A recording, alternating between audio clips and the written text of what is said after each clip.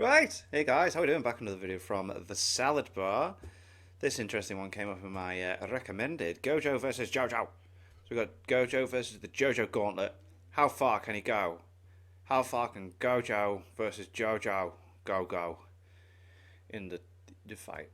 So this is cool. I've also seen that there is also Gojo versus the Dragon Ball Gauntlet. So I figured I'd check that out one out next. And then we've got a Sakuna versus the Dragon Ball Gauntlet. So let's check out these Gauntlet videos that the Salad Bar's done. Not doing all of them now. Just going to do the Gojo versus JoJo. How fucking go. Video. Let's check it out. Let's have Gojo fight the main protagonist and antagonist from JoJo's Bizarre Adventure in Oh, the goodies and the baddies, cool. order. Is he strong enough to make it through the gauntlet, or will someone be able to stop him in his tracks? Let's find out. I already made videos placing these characters in Let's talk about these JJK, other but videos. those were fun, non-scaling focus videos. This one is a straight-up versus battle formatted as a gauntlet. It's a fight. It's a fighty fight. It's fists out and people gonna fall. We're going to see how far Gojo can go against these characters. For Hell yeah. this, we'll be looking at the main JoJo characters and their main villains. Wah, wah. As you'd probably expect, things start out pretty simple, but it gets more complicated very quickly. Just want to note also, potentially, I might stop at a certain point because I don't like to be spoiled. You guys know my JoJo's. Stone Ocean. If anything comes up after Stone Ocean, I don't want to spoil on like stand abilities or characters or things like that. So if it does go into that, then I'll be stopping the video. I'm sorry. By the way, if he stopped at any point, we'll cover others beyond the stopping point just to see if he can go beyond it. And like usual, we assume that domains affect everyone and stands are visible here. Sweet. The latter isn't a crazy assumption given the 6 eyes, so we're going to use that regardless. Yeah.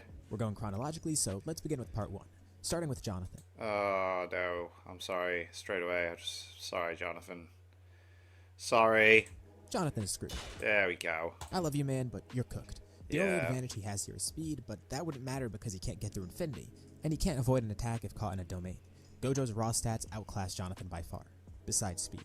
Next, Dio. That was quick. Oh dear. The part 1 version. Ooh. It's pretty much the same situation as Jonathan. Nothing he does could reach or harm Gojo, and Gojo okay, has the yeah. superior attack power anyways, as well as his domain. I think it's when the stands come in and time control and stuff like that that's gonna affect things. I know it seems like we're going really quickly here, but it's pretty straightforward with Yeah, it's pretty simple. the first few characters. Next on to Joseph. Joseph, I love you, you're probably my favorite JoJo, but you're not doing anything here. Once more, it's the exact same thing as Jonathan. No matter how much Joseph can bullshit everything, he can't get through Infinity with that. Yeah, you imagine. Do you reckon he could bullshit Gojo though? I don't know. It would be pretty funny if he found a way though. Next up, we have Cars. By the way, from this point onwards, we're going to be using everyone at their strongest. So this is Cars at the end of part 2. Physically, Cars at his peak actually can be a big threat to Gojo. I was gonna say, it's like he became like the most powerful thing in the. Yeah. If Infinity weren't a factor, this would be an interesting battle. We don't know the true extent of what his powers can be like. And maybe it actually isn't enough to harm Gojo, but still, in terms of raw stats, he's one of the few people that actually has a good arsenal here. The thing is, once more, Infinity's a factor. Gojo gets an easy stomp here again. Infinity's a bitch. Now on to part 3 with Jotaro. And this is the point when the gauntlet isn't as straightforward. Things get more complicated and in a fun way, mainly in the sense of hacks versus hacks. I think Jotaro could actually get some hits in by exploiting his time stop. Plus, Yes, his speed far exceeds Zawado! Gojo's, so if he keeps his distance, he can play it smart by dodging attacks. Of course, this wouldn't matter in his domain. But given how perceptive, precise, and fast his reactions are, Jotaro could probably avoid the domain expansion in time. Maybe. But back to what I said before. How is he going to get hits in with Infinity? Well, I'd argue Jotaro could actually get through Infinity, at the very least one time. Gojo's Infinity is automatic, but in the sense that it's a filter, it automatically detects threats coming at him, and limitless Oh, so if time's stopped completely, then does it not detect it? filters them out with the power of Infinity based on that. What Jotaro could do is activate the world from a distance, while Infinity isn't filtering him. Unless Infinity is already filtering everything away from Gojo, Jotaro could attack him, because there would be no Infinity filtering him. It's automatic and always active, but more so as a reflexive thing. Very So if time is interesting. stopped, and so is his Very brain, there's no threat to cool. perceive, which means he's not filtering it out with Limitless. And if you want to stretch this even further, you could say Jotaro might even be able to get through Infinity because in stop time, there would be no Infinity. Limitless creates Infinity by constantly dividing space. But how would it accomplish this in stop time? Yep. Yes, it's automatic, but how would it work unless Gojo's brain is If still active time and his ain't cursed working. energy could be utilized to divide that space? His cursed energy wouldn't be moving, nor would this automatic process be happening. So in stop time, I see no way for Gojo to stop Jotaro attacking him. This is all assuming Infinity would detect stands, by the way, which I think it would be able to. Yeah. Since this is a cross-verse battle, and we're assuming Gojo could just see stands, we'll assume he could perceive them too. I mean, yeah, it would be pointless otherwise. It'd be stupid. Yep, yeah. especially with the 6 eyes, and maybe the fact that stands could have some latent cursed energy to begin with, so Infinity would just filter it out to begin with. I would think regardless this would apply. So, before you could say Jotaro could just fudge it by passing Star Platinum through Infinity, that's not how we're treating it here. Not that it matters though, because like I said, Time Stop could help. Although Jotaro has 3 big issues. First issue, Gojo has higher durability, with Jotaro's attack power being lower. Jotaro caps out at large building level, while Gojo is city level at absolute baseline. Even if we take Jotaro in his prime, it's going to be hard to harm Gojo. Second problem, Gojo has reverse curse technique, so if Jotaro is able to damage him somehow, Gojo could heal. He would need a surefire kill in the time stop. Oh, yeah, he's gonna have to take him out straight away. And third problem, Jotaro can't chain the world back to back. There's an unspecified cooldown for it, because otherwise he could just infinitely stop time. One thing working in Jotaro's favor during the time stop is the fact that Gojo can't anticipate where the attack will hit him, and reinforce his body with cursed energy accordingly. He will still be fortified to some extent. I'd assume Gojo just automatically reinforces himself with cursed energy to some degree, but in stop time, he can't focus in on a specific area to defend more effectively. This fight would be tough on both sides. On one hand, Jotaro can avoid domains, outspeed attacks, and even physically hurt Gojo, or at the very least make contact with him. But to kill Gojo, he'd need to hit him with a series of critical blows in a spot where he's vulnerable, because his raw attack power isn't enough to begin with. Like, a barrage of punches to his unfortified head during a time stop might do the trick, since it's too many attacks at once with no defense. Time stop drive-bys might be the key to victory here. Time stop. Because there's also the chance Jotaro's Time stop drive-bys, yo. attack power might not do anything after all. But I still think a time stop stand rush with a completely unprepared Gojo would at least harm him, although he could just heal it right after. And on the other hand, if Gojo does trap Jotaro in a domain somehow, he's cooked. If he starts the fight with this, it'll just stop Jotaro from activating the world, and then he's screwed. I wouldn't say the Gauntlet stops right here because there's too many factors. Yeah, it's a potential stop though, isn't it? It could stop here, but Gojo has ways through. Even if Jotaro can make contact with Gojo, this fight definitely leans in Gojo's favor, even if it isn't a 100% surefire victory. Nice. And with Part 3 Dio, it's pretty much the same with Jotaro, even if we use High Dio with his full power. The only difference is, he has his vampire powers too. Like, maybe a Flesh Blood during time stop could work, if it could somehow get through Gojo's head. Temperature manipulation could help too, because if he freezes Gojo, for example, specifically in a time stop, that could help him negate durability. Like, freeze an arm, then shatter it. Or, better yet, do it to his head. Not to mention he also has regen, which could help him last longer in the fight. That is true. And who's to say Gojo's blood wouldn't even buff him further? Unlikely, but possible. What if he were to get Gojo's blood? Due to his versatility, we could say maybe it's a tiny bit tougher than Jotaro just because he has many other ways of winning besides time stop drive-bys. Either way, same result. I think it still leaned in Gojo's favor, but Dio definitely has a few more ways to win, just because he has a greater arsenal. By the way, drop a like if you're enjoying this so far. Things are going to get progressively crazier. Well, not immediately because Josuke's next, and sorry Josuke, you're probably screwed here too. Just like Jonathan, all he really has is speed. The best he could do is subscribe and hit the bell icon too, that way maybe I'll decide to glaze him and say he wins here, but he's pretty screwed here. Maybe you should subscribe too. Now on to Kira. I'm subscribed. This one is definitely weird. Actually, most of these are. Kira's bombs can bypass durability, but the catch is he has to make contact with the target. Obviously, he can't do that. Yeah, because of Even with limitless. JoJo characters being as fast as they are, beyond faster than light, or even massively faster than light, that doesn't mean you can get through infinity with raw speed alone. You need something beyond that.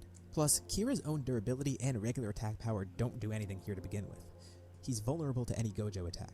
Sheer heart attack isn't going to reach Gojo either, it would just keep chasing him but never get to him. Bites the Dust is the one caveat. It seems Bites the Dust can activate on anyone and is intangible. When we see Rohan try to counter it, we see his hand go right through it.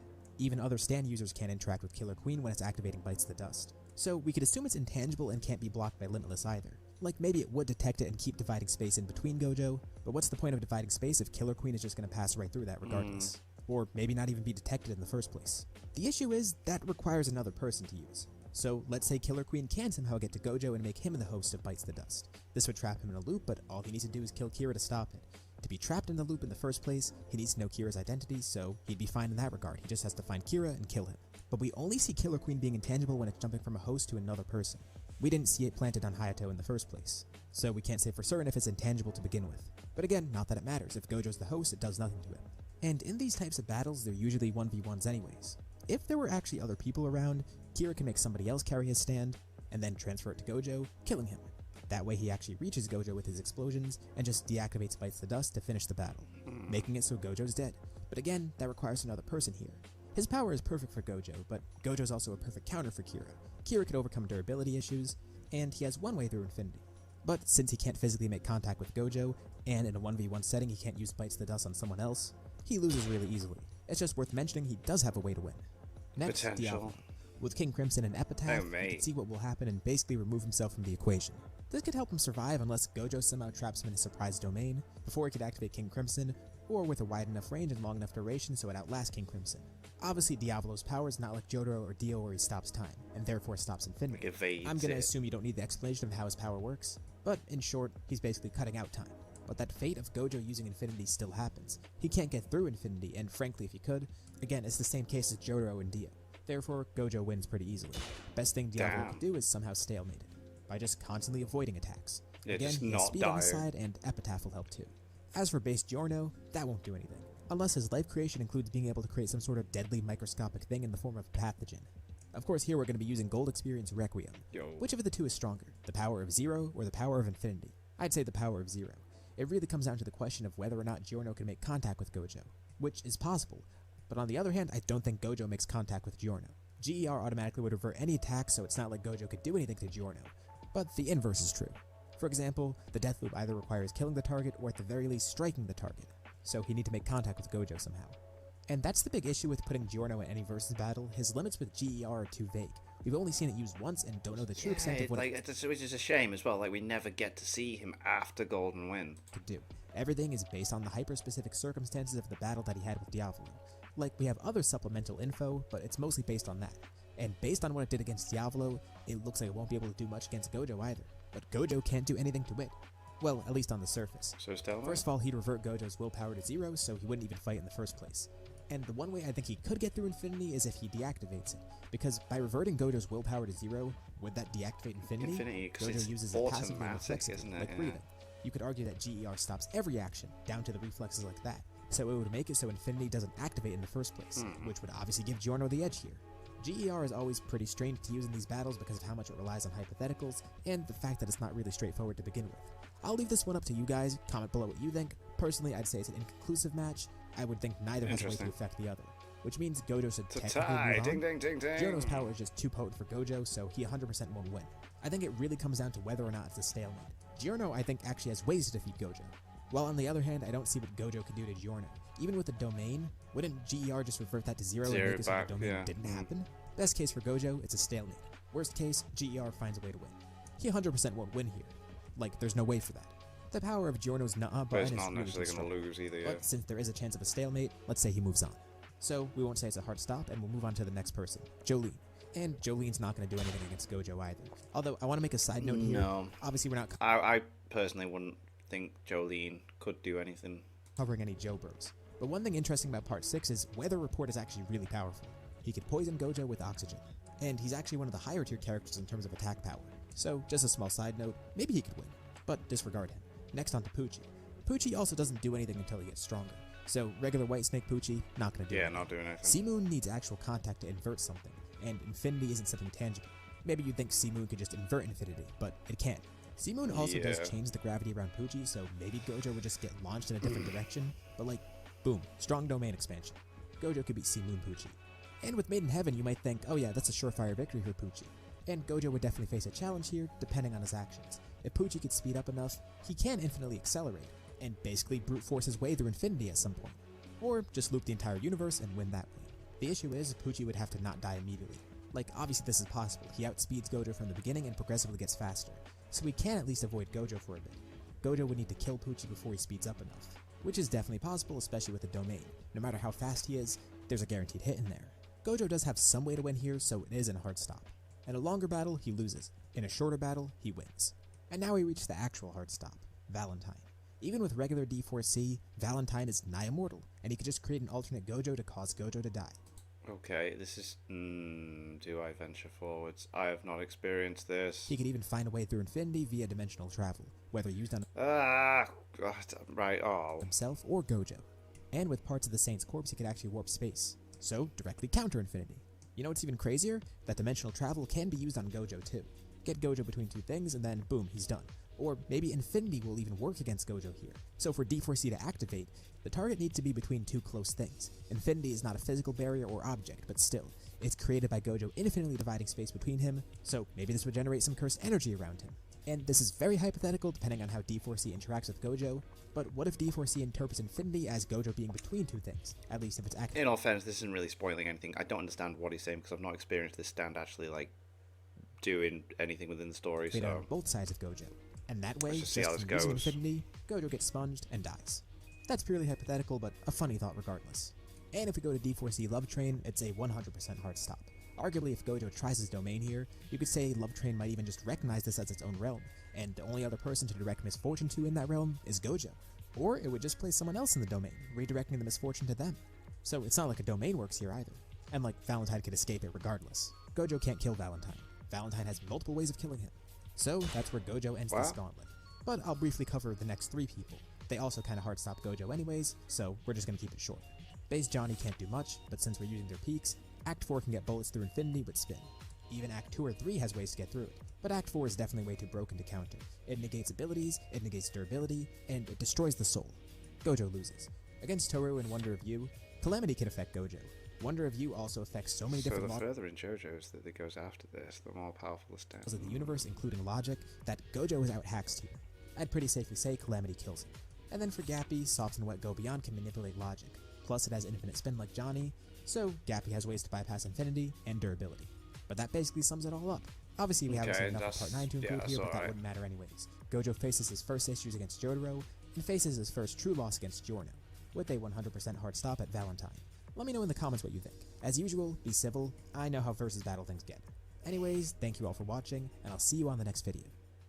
Very cool. I like that. I'm glad it didn't actually spoil a lot for me there. Very interesting to see the concept of, you know, what bypasses Infinity, the interesting concepts that the stands have that you got to take into consideration when it comes to it. Factoring in how Infinity works, I like the whole time stop thing, but then it's like if Infinity still works there, if Gojo's unaware of like needing it and stuff like that. Very cool, very complex. Fun. I'll check out the Gojo versus Dragon Ball Gauntlet. I think Gojo goes quite far in the Dragon Ball Gauntlet. I'm going to be honest. But then I don't know. I might be wrong. And then we'll do the Sukuna versus one. That's cool. Awesome. Thanks to my patrons. If you want to have your name at the end of every video and want to be able to watch Patreon-only reactions, such as the original Dragon Ball series, links in the description to the Patreon page. $1 a month is all I ask to help support channels. Greatly appreciate it. Thanks for that. Thank you all for watching. What do you guys think of that? You guys think of this? Click like, subscribe here, and leave comments down below. Let me know what I should watch and discuss in future videos. I'll see you guys all, guys. Next time.